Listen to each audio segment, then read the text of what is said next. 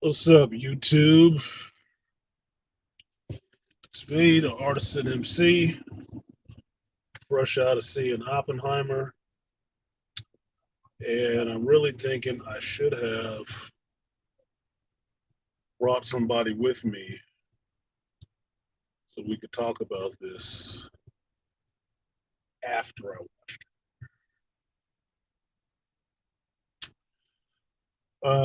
Like, share, subscribe, support the stream if you feel so inclined.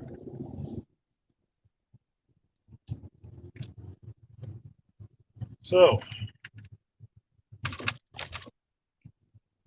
that was in typical Nolan fashion, loud as fuck. Um, it's probably because of where I was sitting, because my theater was pretty much sold out. So the ticket I got was on the fringes. And I was already feeling some kind of way with my allergies. So my head right now is a bit hurt. In a couple spots I was plugging my ear because it was so fucking loud. It was like too much trouble or something. Just the sound on that shit. But it was loud as fuck. But surprisingly, the one scene that I was preparing, I'm sitting there watching and then doing the countdown, and my hands keep creeping up to my ears like, fuck, it's gonna be loud as shit. It wasn't. That wasn't loud. That was funny. And stylistically, that was actually awesome. Because the one spot in the movie I thought would be loud as hell was not loud. It wasn't. It was quiet. It's a silent thing where you could just watch and see the beauty of this explosion and mushroom cloud set against a black background and just marvel at it for what it was with no sound, with no sound at all, which I thought was a very interesting choice. It was because it made you look at it more than, tense yourself for the shock, right? Which I was doing. So I thought that was pretty clever. I thought, good job. Good job. I mean, it's not like Death Star explosion where you want to hear the pop, right? No, completely different. You wanted to see the spectacle and then later hear the sound, as you would in an atomic explosion.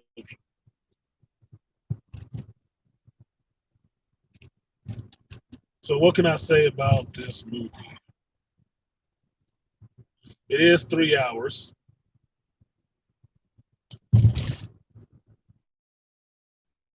I didn't really until way later. I think the last third of the movie, where I was actually fighting to stay awake. I don't put that on the movie. I put that on me because I ate a whole package of gummy bears and shit like that makes me sleepy. So I was listed in and out at one point. But I will say the movie moves pretty quick. Being 3 hours, it moves along at a clip. And it was annoying me in the beginning. It's really annoying me in the beginning because it felt like it's moving too fucking fast. I'm going the wrong way again.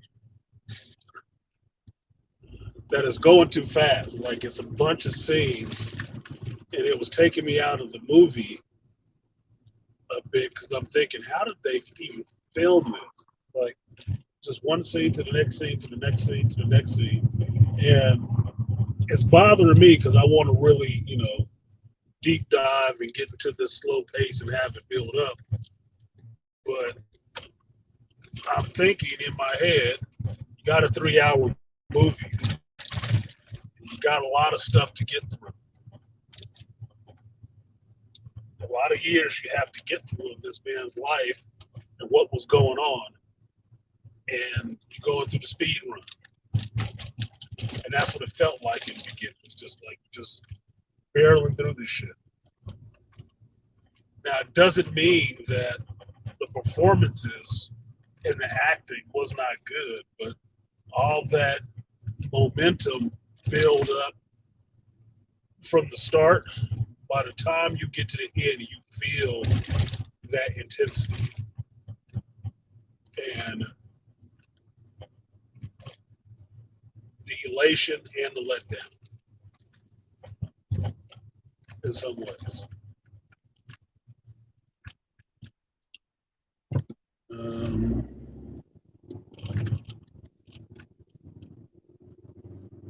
there were more special effects in this movie than I thought there would be. And the way the special effect was used in the beginning was very interesting because it got you into the mind state of how this person possibly saw the world that he was in. That all his vision and how his brain work was consumed with this idea that he's had. And in some ways, it can give you the impression that, maybe it was a message, from a higher power giving him these visions and whatnot. Charles D. Curry, what's good? Yeah, 3 hours. It is what it is. It's not like this is the longest movie that's come out recently. It might be actually at 3 hours. But most of the other ones that's come out recently have been 2 hours and some change. Just touching 3 hours.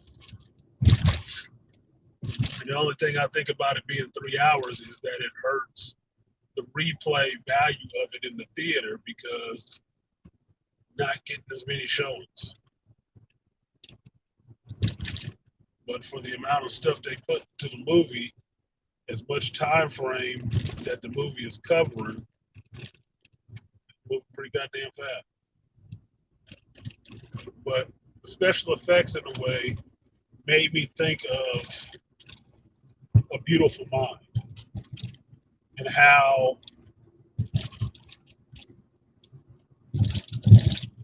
genius or people with vision do not see the world the same way everybody else does. And people that have that driving vision cannot see the world any other way. And that's what this played on in the beginning a lot with the special effects, is how he looked at everything and how he had a vision that he could not actually escape. And part of it might have been a premonition. Might not even been a vision. It might have been part premonition. I do believe in the idea of a shared consciousness, and that a higher power does push certain ideas out through that shared consciousness to try to see where they come out. And some people are, for lack of a better word, chosen in that sense, that the vision gets pushed out to them harder, and they're the ones that's able to make it happen. If they don't make it happen, that vision, that drive will go with somebody else. Right? I think that's from how they shot the movie And I just bought the book that they based the movie on, so I'm gonna go through that. But the way they shot the movie is letting you know that he was being driven by this idea, even though he couldn't do all of it himself. Even though, yeah, the movie is called Oppenheimer, but it could have been called Teller, could have been called Lucas, or some of these other people who were actually working on this project with him. Could have been called any one of them because they had just as much to put in on it as the driving force behind wanting to get done. That it all the elements came together at the right time to say that this was the time this needed to happen. Stars aligned, people were in the right position. You are the person that needs to push this through and get it done. And these are the people that you have to work with. Because one of the startling things for me in watching it was Cillian Murphy, who was killing it as Oppenheimer. As far as I know, I've never seen any old newsreels of Oppenheimer or anything like that. But I was believing his performance. He's walking around the Los Alamos test, the Trinity test. And he's there on the platform, sitting there with the bomb. And I'm sitting there thinking about, yeah, it's you, but it's actually everybody else. Everybody else that designed every piece of that, worked out the math, worked out the numbers to make this thing happen. It all came together with this one thing. Yes, you're the last person to see it, but you're not the only one who had hands on it. And in fact, some of it he couldn't even do himself. So I thought that was a really interesting point just to drive home for me, in a sense, because I gravitate to these movies about driven um, men of driven vision, daring, and boldness. I always admire these people in history because there's a lot of sacrifice and culture that goes along with that shit. It's not easy shit, but they push through all the problems that they actually have, the things that they deal with, to see this one goal accomplished. And then they can still get shit on for achieving, right? But the reason this scene sticks out is because it's reminding you you don't do it alone. Sometimes you don't have to do it. That you can do it with a bunch of people who, if you trust them, you can bring them on and do something great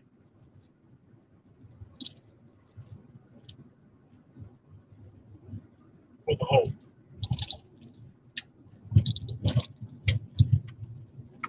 So him standing there, Oppenheimer standing there with the bomb before they tested it.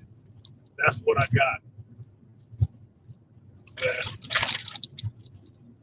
yes, he had an unborrowed vision, but he shared that vision with his close friends and colleagues and brought them in to help him achieve said vision.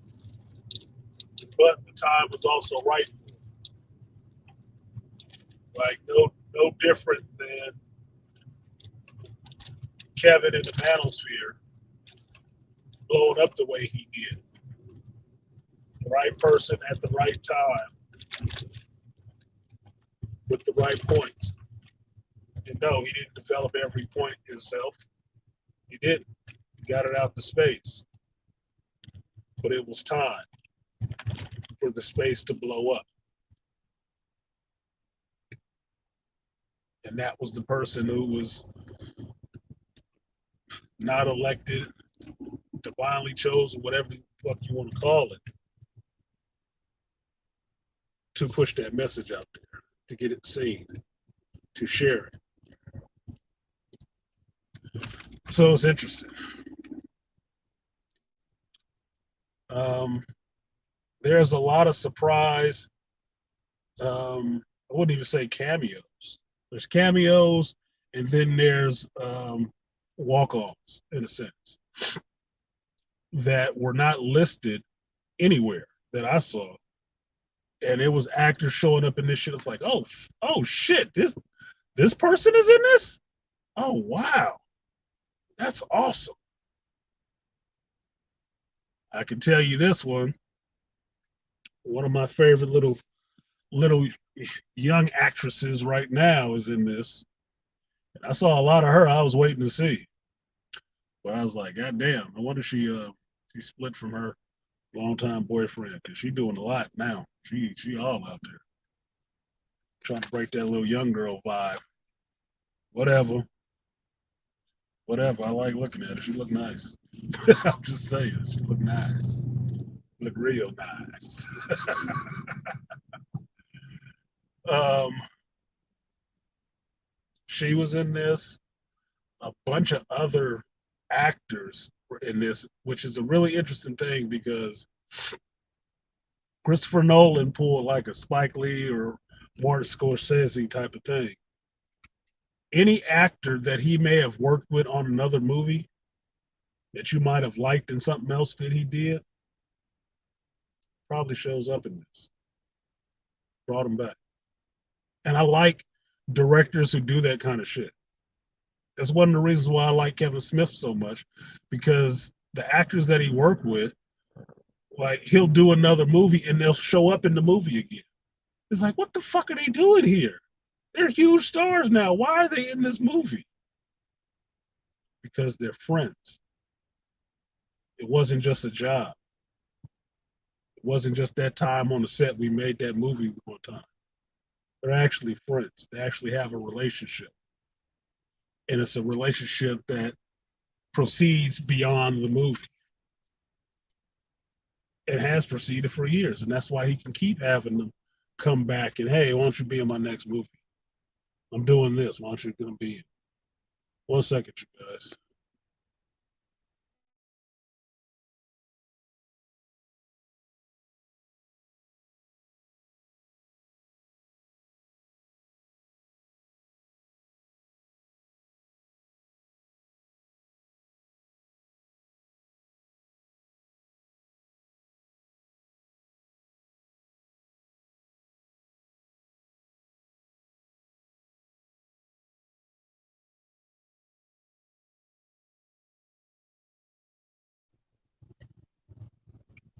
Sorry about that. Everything moves slowly when I get over here. So there was a lot of actors that I really liked, old and new, popping up in this unexpectedly. And it was just one of those little visual Easter eggs where you're into the scene and like, yes, and we're introducing this person and this is so and so. He's like, oh shit, this is this person from history. I say, wait a minute, that's I know who that actor is. Like, oh my God, they're in this too. It's like it really gives you the feeling that they believe they were working on something special and they wanted to be a part of it. And it actually was. It's actually making me more curious to learn more about Oppenheimer's background and the people he was connected to. Now,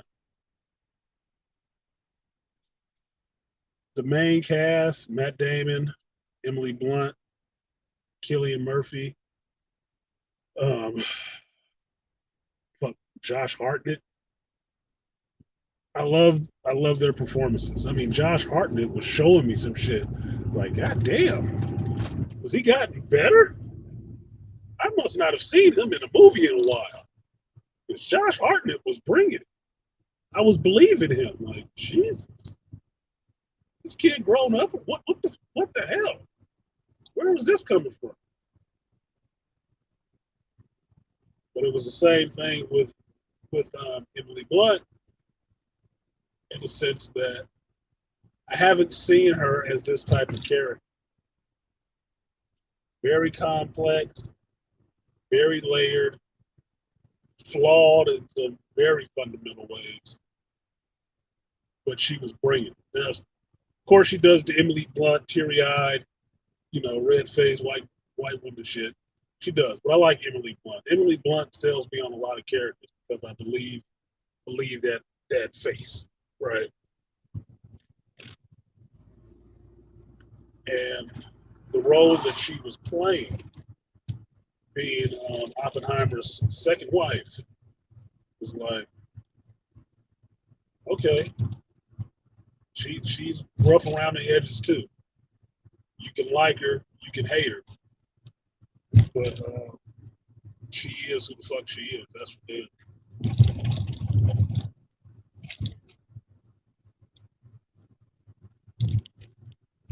Matt Damon's character, I think this was a halfway decent role for Matt Damon because he's older, and this puts him in the role of like what I would say Bruce Willis was in, right?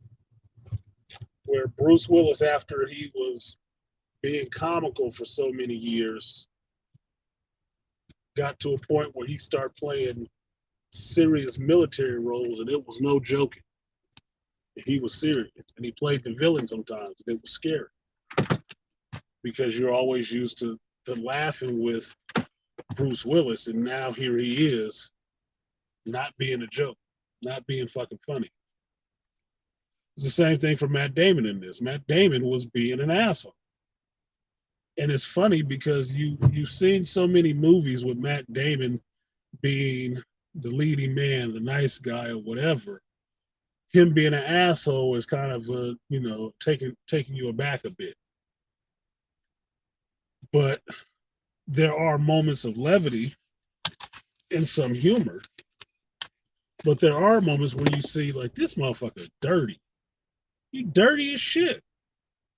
But he's pulling off a seasoned World War One vet, World War Two soldier.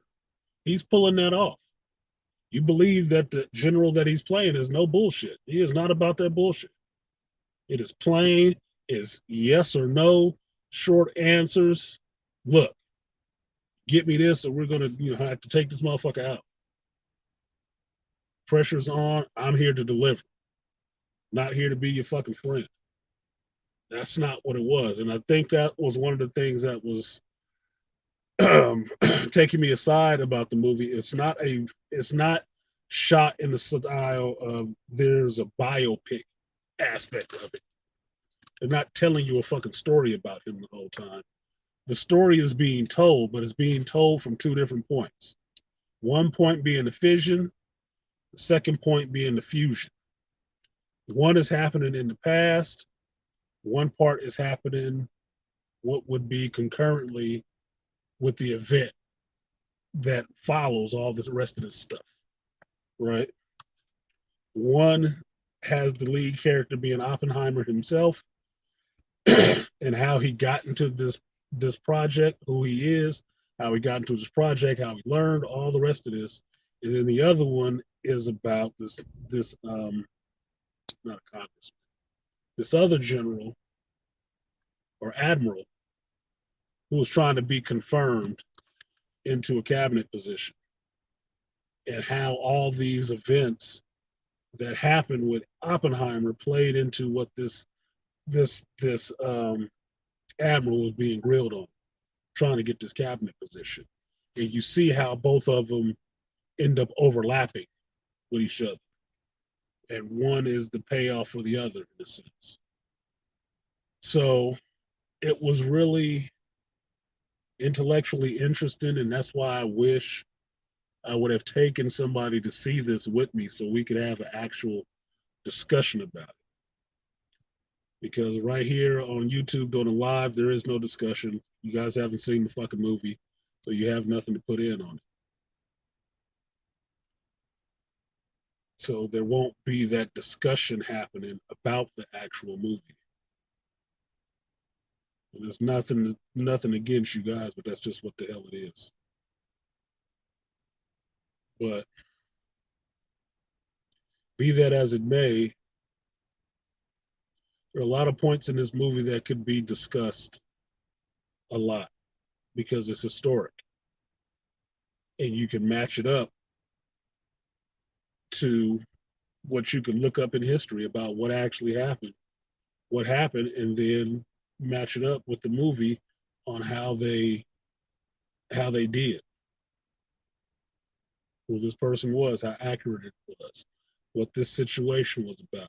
What were these things that they were harping on in the movie really heavily? What was the actual political climate that was going on at this time? How revolutionary was it to be in the 40s talking about you had communist friends, but you never joined the party? Yeah, they were communists, no big deal. But how, at least me being a California boy, um, how monumental it is to be able to walk around Berkeley campus, um, Cal Berkeley campus, my whole life, and not understand till later in life how many brilliant people who have actually done things to change the world actually walked that campus. Probably laid under the same trees I laid under, sat on the same steps of the same halls that I did.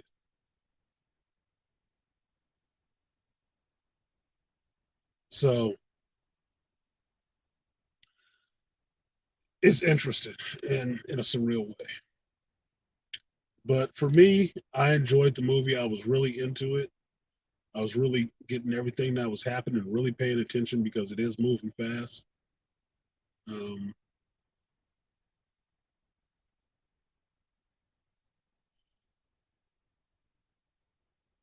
I understand what it means a little better to have a vision and want to see it through to the end, only to understand that what you were doing,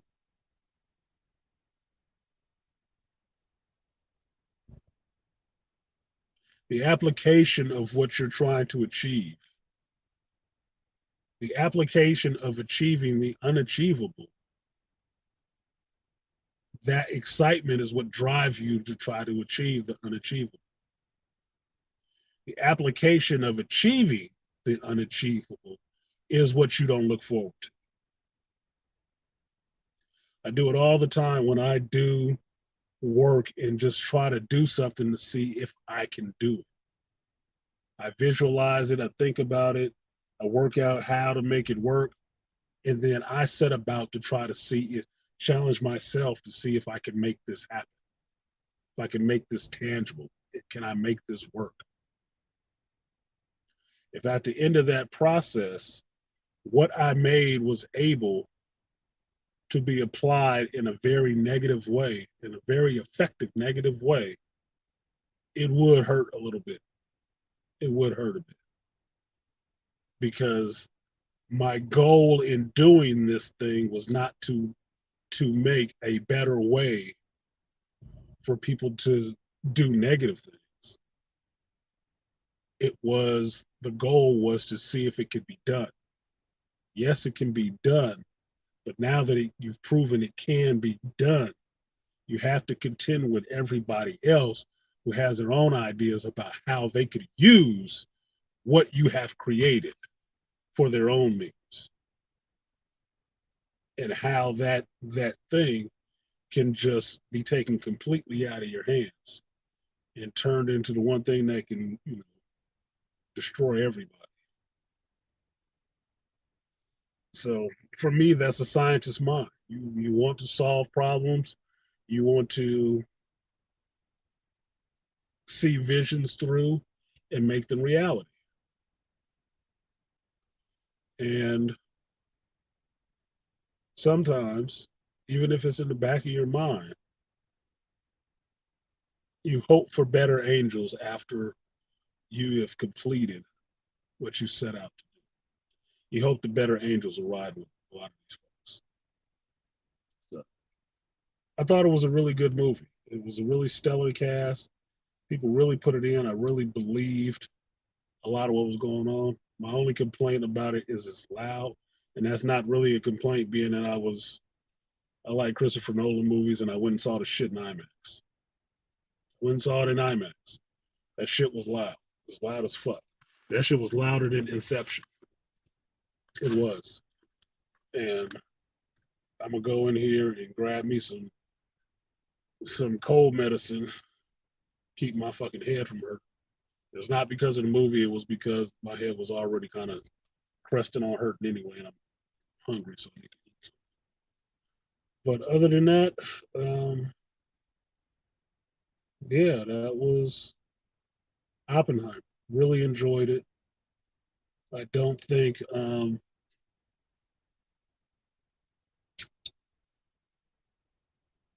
rethinking what I'm going to do with reviews. I'm really rethinking what I'm going to do with reviews. I might not even do the reviews, or if I do, only put them on Patreon or some shit like that because I'm getting a little irritated with some YouTube shit right now. So I'm deciding how I'm going to deal with it. But that's it. It's worth a watch. Um, you get into history, you get into scientists figuring out things, people who are imperfect and live lives and have to deal with the imperfections and the rough cuts of their lives while trying to do something great, not necessarily for ego, but for the the actual achievement of doing the impossible. It's there. It's all there. Shit, I forgot. Robert Downey Jr.